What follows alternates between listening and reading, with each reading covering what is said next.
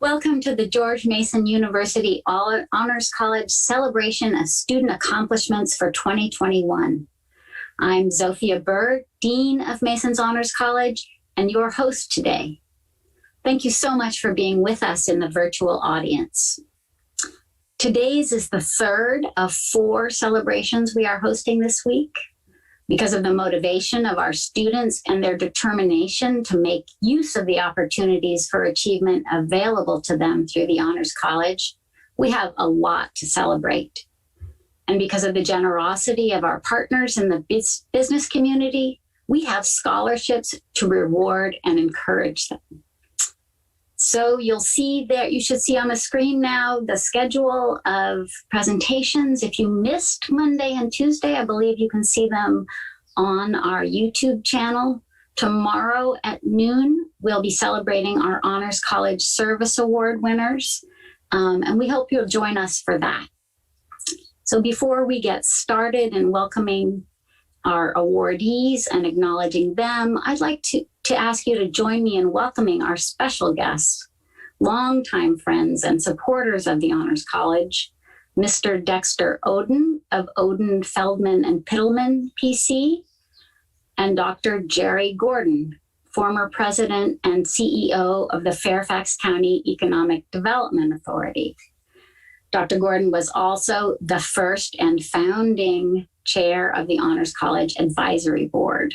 Now, both Dexter and Jerry are here today to help us celebrate the winners of these scholarships because these scholarships were created in their names and in their honor. The first, the Odin, Feldman, and Pittleman Award, was created by Mr. Odin's partners in his law firm to acknowledge his commitment both to the local university community and to global development. The Odin, Feldman, and Pittleman Award supports students in any field who are planning a career that involves improving the lives of those in developing countries. Now, improving the lives of others is a very big goal in the Honors College, so we have 2 winners today, and our first is Elizabeth Fortson. Elizabeth is a sophomore majoring in global affairs with a concentration in international development. This semester, she will be hosting a summit to raise awareness about environmental justice with case studies focusing on indigenous people in the Peruvian Amazon. And research Elizabeth conducted this past fall focused on Western Africa, and work she will do this coming summer will focus on sub-Saharan Africa. Elizabeth describes her long-term goals as helping solve some of the world's wicked problems, such as food insecurity and lack of access to life-saving medicine. She also says, and her achievements verify that she believes, real-world action should not wait to begin until after graduation. Congratulations again, Elizabeth. Our second winner of the Odin, Feldman, and Pittleman Award is Mariam Sanad. Mariam is a freshman majoring in community health with a concentration in global health. Starting in her first semester at Mason, Mariam pursued research focused on the ways poverty affects the neurological health and academic performance of children in the developing world. And in her second semester, Mariam is already presenting her research findings in multiple conference venues, including the Virginia Honors Conference. In the future, Mariam plans to work with agencies that serve an international global health agenda, focusing on education literacy about public health. Congratulations to you, Mariam.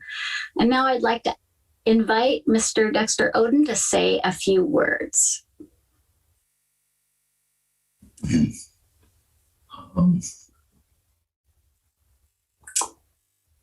Well, I have very little to say except I'm just so happy to participate amongst so worthy people. And thank you for allowing me that privilege. Thank you. Mr. Odin, would you turn your camera on so people can see you? Well, I'm not good to look at, but but I'll do that. Here we are. For some reason, I can't get it on. You're going to have to do, and now, there you are. there. All right. For what it's worth, I have nothing further to say, except again, I'm honored to be a part of you. Thank you. All right. And now we'd like to hear from the winners of the awards themselves. Let's start with Elizabeth. I'd like to thank you, Mr. Odin, for your scholarship and helping me continue my work to help these communities in different countries solve their wicked problems. This summer, I'd like to continue my research with communities in sub-Saharan Africa, and looking forward, I'd like to continue to not only continue to educate myself, but also continue to work with these communities. Thank you again. You're more than welcome. More than welcome. I'm so sorry I can't do more or haven't done more. Thank you. Well, you're doing a lot through these students, and we really appreciate it. All right, let's hear from Miriam now. Yeah, I just wanted to say that I'm honored to be one of the recipients of this scholarship. I didn't know about the scholarship prior to this semester, but I was really excited to learn that there's a scholarship that targets people with similar interests as mine. I grew up in a developing country, so I always knew that whatever major or career path I end up in, that I would somehow use it to help people in developing countries, because I've seen the struggles and challenges they face. I'm hoping that one day I get to work with like international global health agencies and travel abroad to like sub-Saharan Africa or Southeast Asia and help people down there as well. Thank you again for this opportunity. Mr. Odin, you're muted again. Just wanted to say I'm just so thrilled to with both of you as recipients, and that I could be a small part of your life. Thank you very much. Thank you, all of you. Congratulations again to Elizabeth and Miriam. And thank you to Odin, Feldman, and Pittleman.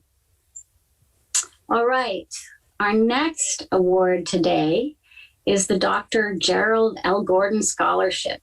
It was established by the Fairfax County Economic Development Authority and in partnership with Penn Fed. And it's in recognition of Dr. Gordon's many extraordinary contributions to the development of Fairfax County. This award supports students who are pursuing a degree in STEM field or in a STEM field, economics, or in any other discipline relevant to the economic development in Fairfax County. And this year, our award winner is Patrick Arcienega. Patrick is a sophomore majoring in mechanical engineering.